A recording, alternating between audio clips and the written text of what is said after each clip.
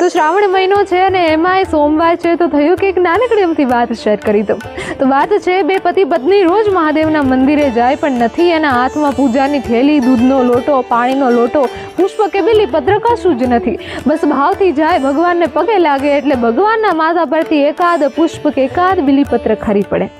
આ કાર્યક્રમ રોજનો થયો એટલે નંદી મહારાજને આશ્ચર્ય થયું કે ભગવાન, આ પૂજારી દિવસ રાત તમારી પૂજા કરે, કેટલાય દૂધના લોટા ચડાવે, તમે એને પ્રસન્ન નથી થતા અને ખાલી હાથે આવે એ પતિ પત્નીને પ્રસન્ન થાવ છો.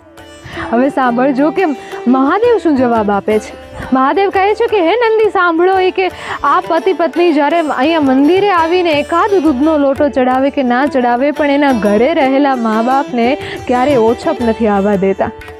બીજું કે મને અહીંયા પાણીનો લોટો ચડાવે કે ના ચડાવે, પણ એના ઘરના કુંડામાં જે તુલસી માં છે કે બીજા રોપાઓ છે, એને મારું નામ લઈને પાણી પાવાનું ક્યારેય નથી ચૂકતા. એટલે નંદી, કેટલાકને મંદિરમાં બેઠેલા ભગવાનમાં ભરોસો હોય, તો કેટલાકને ઘરે બેઠેલા ભગવાનમાં ભરોસો હોય છે.